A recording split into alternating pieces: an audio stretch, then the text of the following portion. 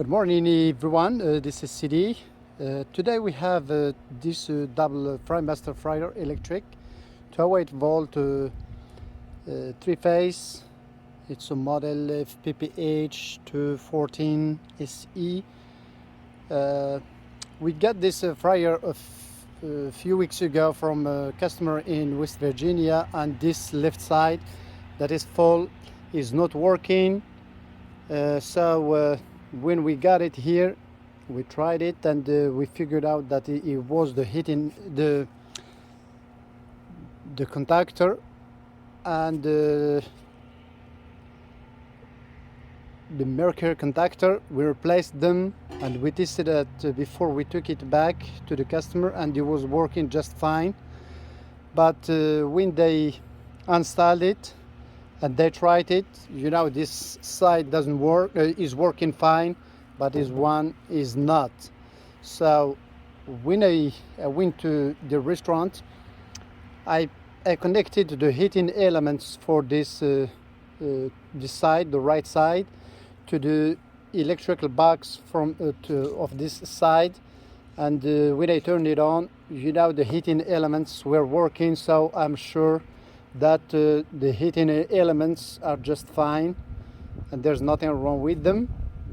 And we know that we just replaced the contactor and the mercury contactor. We put new ones, so I don't think that is the issue for this right side. That's why we are trying to, or we will try to perform some testing today. Inside this or behind this digital controller, there is some two electrical transformer. One is 12 volt and one is 24 volt, and we will see if there's nothing wrong with them. That explain that the only thing that's left is the interface board that is also behind this.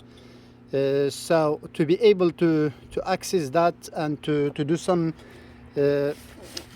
testing, we will need a multimeter. And I went online and they printed documents showing the diagram for the interface board, as you can see it here. And we will be talking about the testing in these two blocks, J1 and J2, and if you can see the numbers, they are marked 1 from the right side, 2, 3, then you go back 4, 5, 6, 7, 8, 9, 10, 11, 12. It goes also for the same thing for the G1, sorry. And we will see, and according to the diagram from Frymaster, the testing for the 12 volt, it should give us a voltage between 12 to 16 or close to it, very close to it. And for the 24 volt, it should read, the multimeter should read between 24 and 31 volts and or close to it. So to do so, I will be taking the doors off and to take this panel off, and we will see what's going on. We will turn the fryer on to show you that is not working. As you can see, the click from the contactor, it's open, but there's nothing, there's no heat, nothing. So we'll turn it off, and we will have to turn the power off. And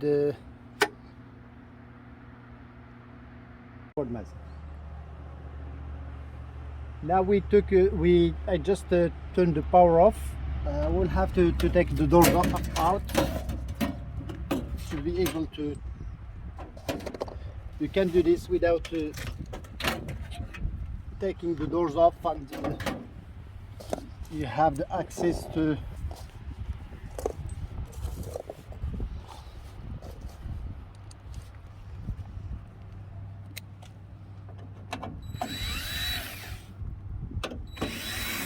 screws.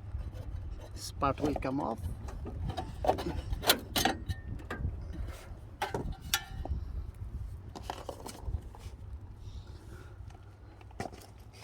Then there's two screws here, one here.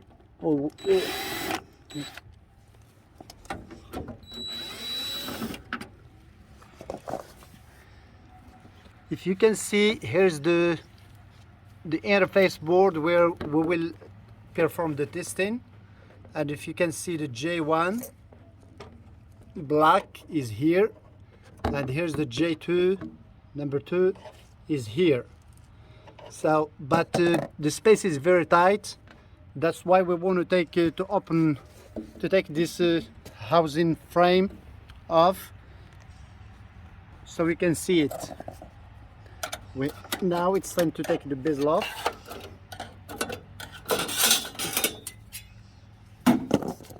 The mounting screws for the controllers, both of them has to come off.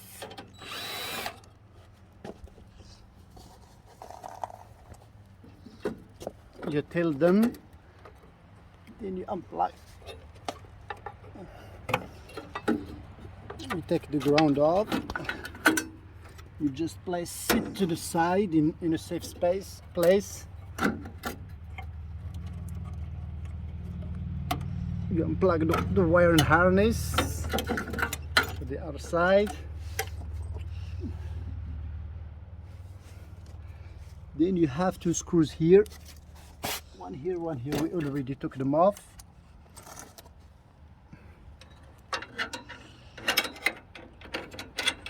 This frame, controller frame, is held by 6 screws.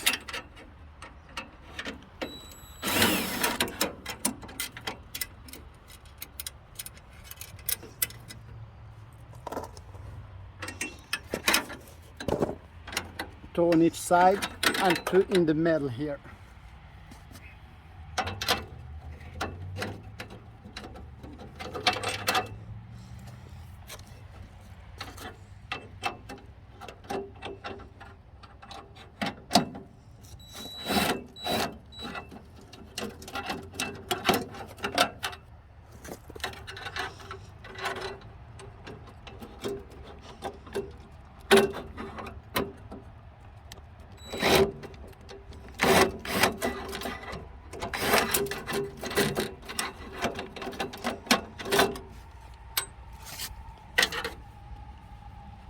Then the two last one. Then you lift or you push this to the side. Then you pull this out. So that screws this thing.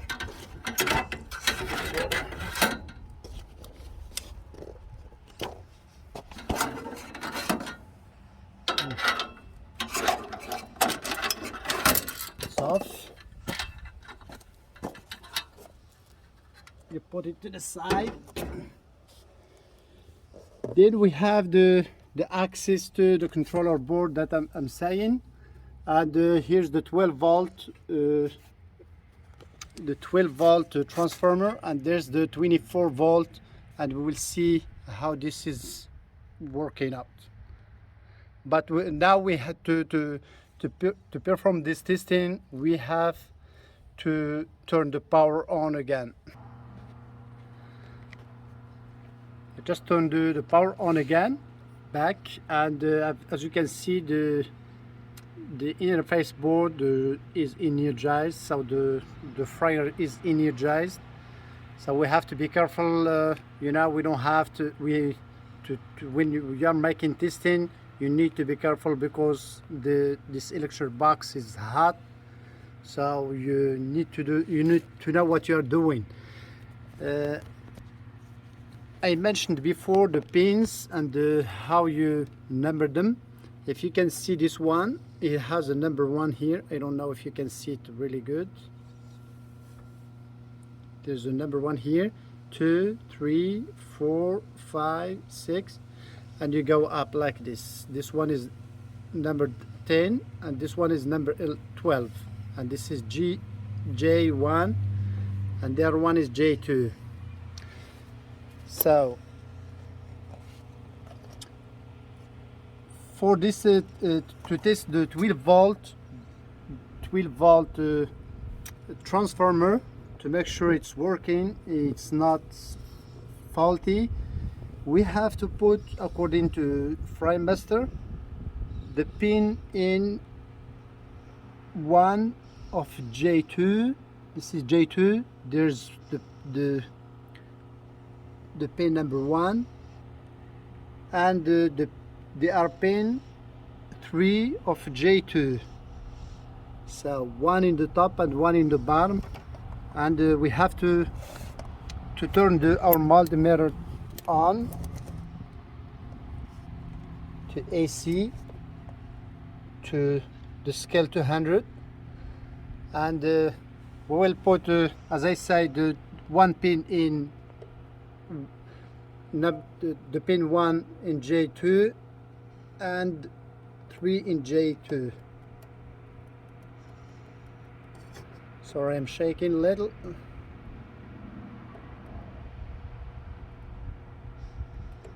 See this?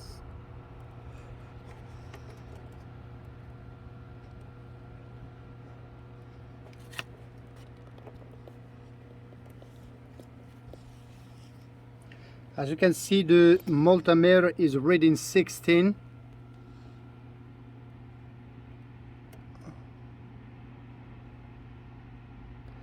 .7, so it's in the range. 16.2. So we know that the 12 volt transformer is good.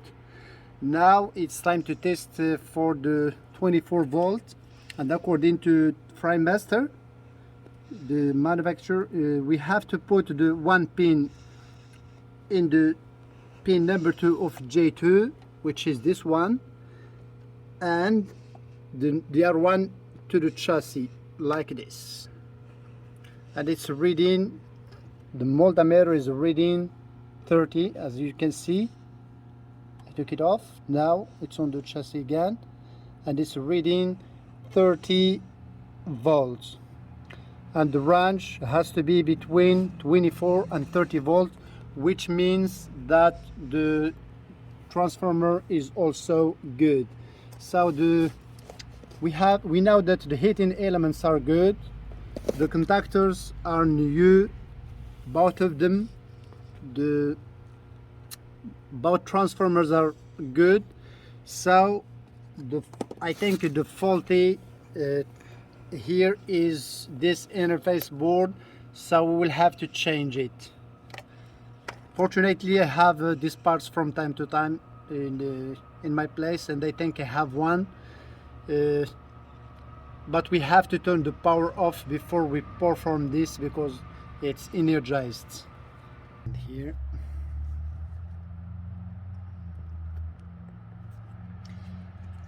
now it's time to replace to put this new interface board and replace this one.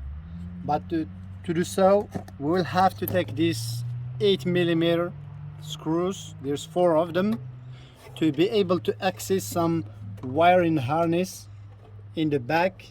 There's 2 of them. I don't think you will be able to see them. Here they are.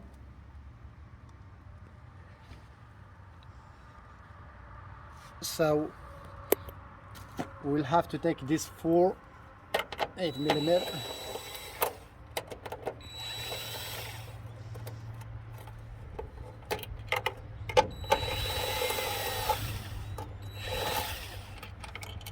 Don't forget to put this back, because this is the ground wire for the controller, so we don't have to forget it when we put this thing back.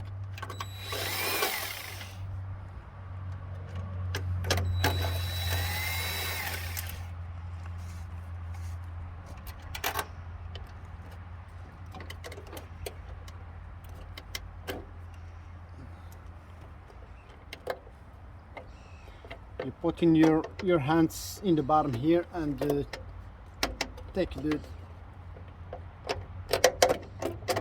now it's off, as you can see it. Now it's time to put our new one back.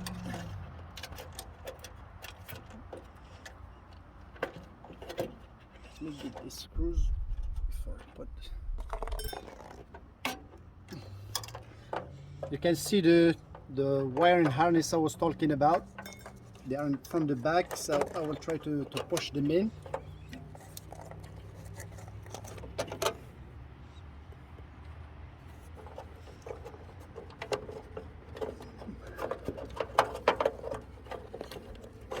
You have just to be patient with them. Once you get one and you push it all the way, it snags in. You do the next one.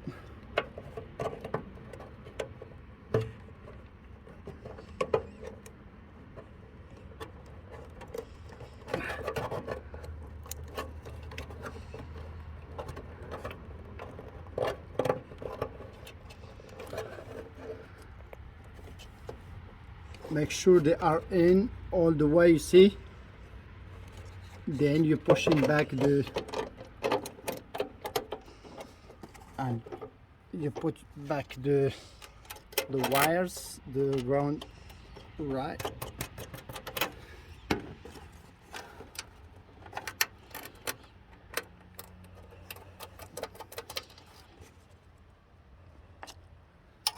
The wire for the ground for the controller. Always you have to start this bolts with hand, with the fingers. Then you finish them with your drill nicely.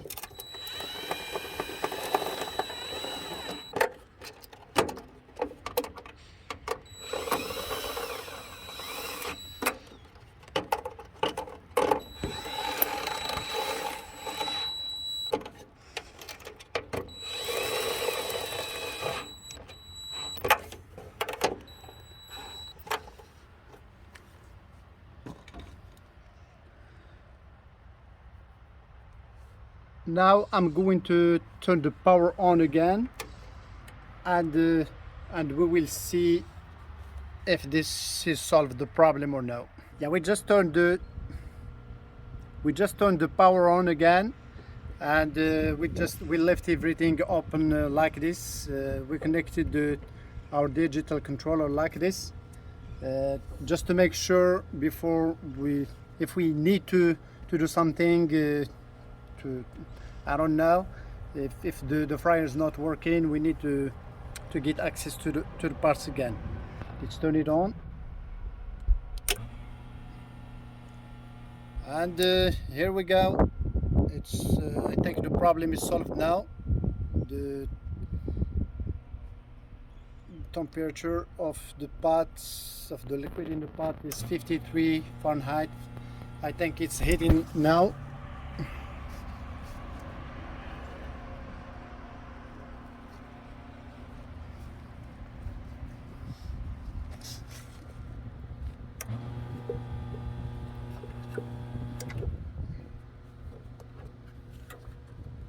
It's already in 61 degrees, 62, so the problem is solved.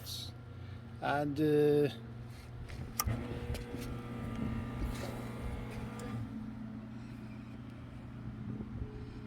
as you can see here, the liquid starts to move, which means there's some heat coming from the heating elements. See here?